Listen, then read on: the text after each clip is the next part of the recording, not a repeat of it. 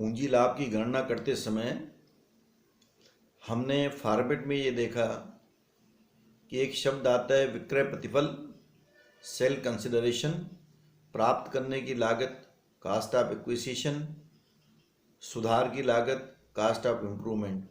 इन सब के क्या मीनिंग होते हैं थोड़ा हम समझने का प्रयास करेंगे।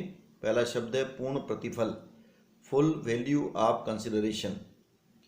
तो पूर्ण प्रतिफल से आशय उस राशि से है जिस पर संपत्ति बेचने का अनुबंध हुआ है, जितने मूल्य में हम एग्रीमेंट करते हैं।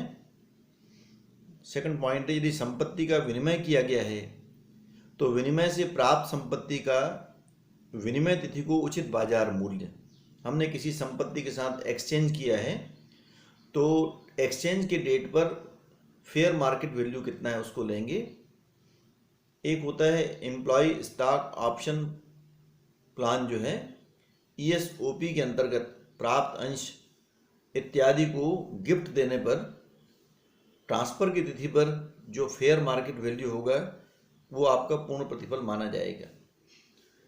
एक शब्द है भूमि और भवन की दशा में।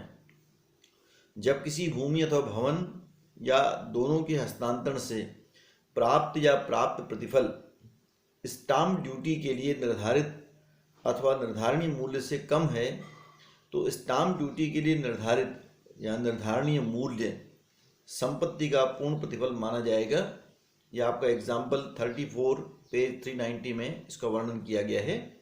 कभी कभी आपने देखा होगा मकान या ज़मीन का हम रजिस्ट्री कराने जाते हैं, उसका कंसिडरेशन अलग होता है, सेल कंसिडरेशन, लेकिन गवर्नमेंट के दृष्टिकोण से उसका वैल्यूएशन अलग तरीके होता है, कभी कम या कभी ज़्यादा होता है। तो स्टाम्प ड्यूटी के लिए निर्धारित मूल्य यदि ज़्यादा है तो उसको हम क्या मानेंगे, सेल कंसिडरेशन मानेंगे। उसके बातें आते हैं प्राप्त करने की लागत।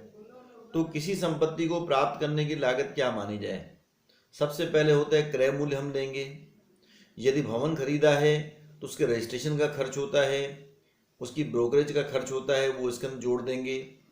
यदि संपत्ति के रूप में कोई मशीन खरीदी गई है तो मशीन को लाने और उसके स्थापना पर, इस्टेब्लिशमेंट पर जो खर्च होता है वो भी इसके अंतर्गत हम ले लेंगे, ऐड हो जाएगा।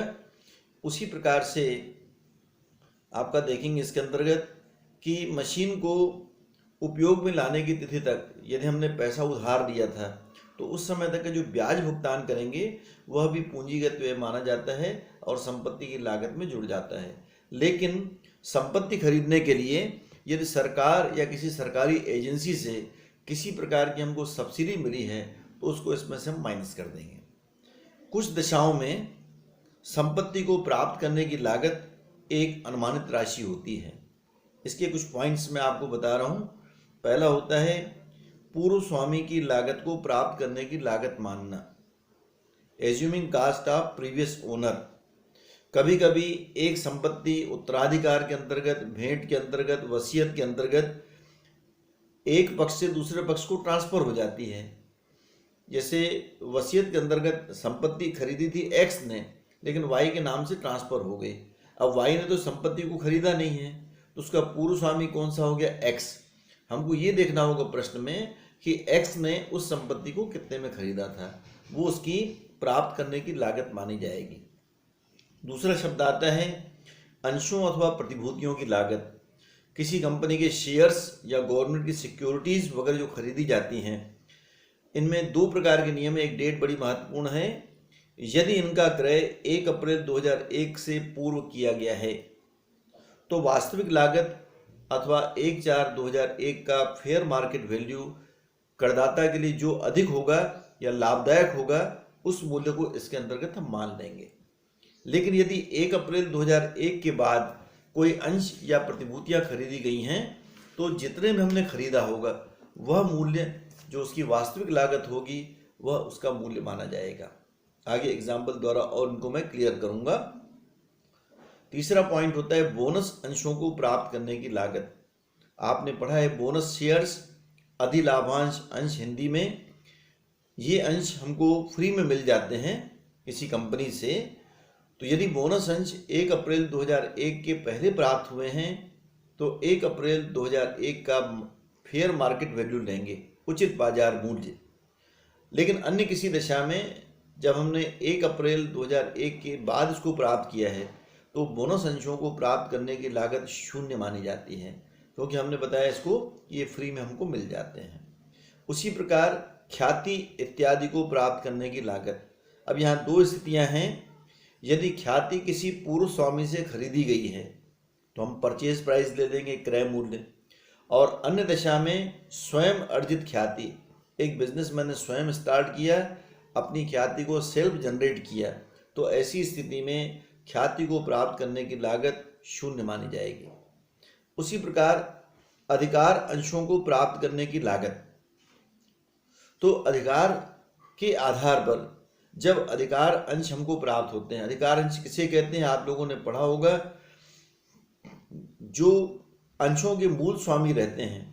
जब कोई कंपनी दोबारा अंश जारी करती है तो पहले क्या होता है, जो वर्तमान शेयर होल्डर्स हैं उनको हम अंशों को प्रस्तावित करते हैं कि आप चाहिए तो अंशों को हम आपको कंसेशन रेट पर या रियायती दर पर आपको देने जा रहे हैं, आप चाहिए तो पहले से खरीद लीजिए।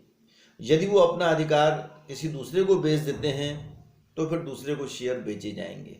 अब यहाँ पर 3 प्रकार की स्थितियाँ होती हैं। अधिकार के आधार पर यदि करदाता अधिकार अंश प्राप्त करता है, उस कंपनी से ले लिया, तो कंपनी को वास्तव में भुगतान की गई राशि उसकी प्राप्त करने की लागत मानी जाएगी।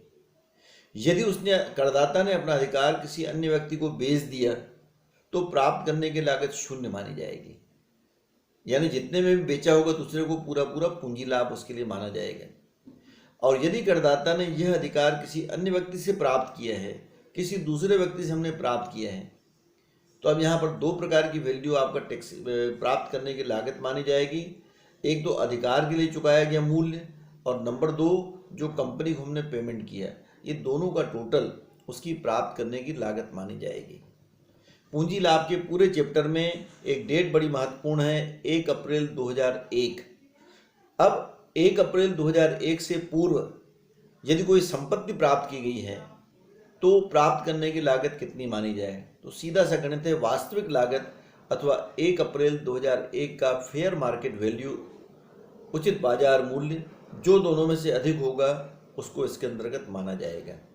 उसी प्रकार अमलगमेटेड कंपनी, एकीकृत कंपनी के अंशों की लागत कितनी मानी जाए, तो उसमें लिखा है जो कंपनी उसका अमलगमेशन करती है, एकीकरण होने वाली कंपनी, अमलगमेटिंग कंपनी में जो मूल्य होगा वही अमलगमेटेड कंपनी का वैल्यू माना जाता है। एक लास्ट पॉइंट इसमें होता है, पेशगी रकम जब्त करने की दशा में लागत। एडवांस पेमेंट कभी कभी हम जब्त कर लेते हैं। क्रेता और विक्रेता के मध्य संपत्ति को क्रय विक्रय का अनुबंध चल रहा था, क्रेता ने अनुबंध को पूरा नहीं किया, तो जो एडवांस मनी रहती है उसको हम जब्त कर देते हैं। अब ऐसी संपत्ति को जब दोबारा बेचा जाएगा तो इसकी प्राप्त करने की लागत या कास्ट ऑफ एक्विजिशन कितनी मानी जाए, तो 3 बातें हैं।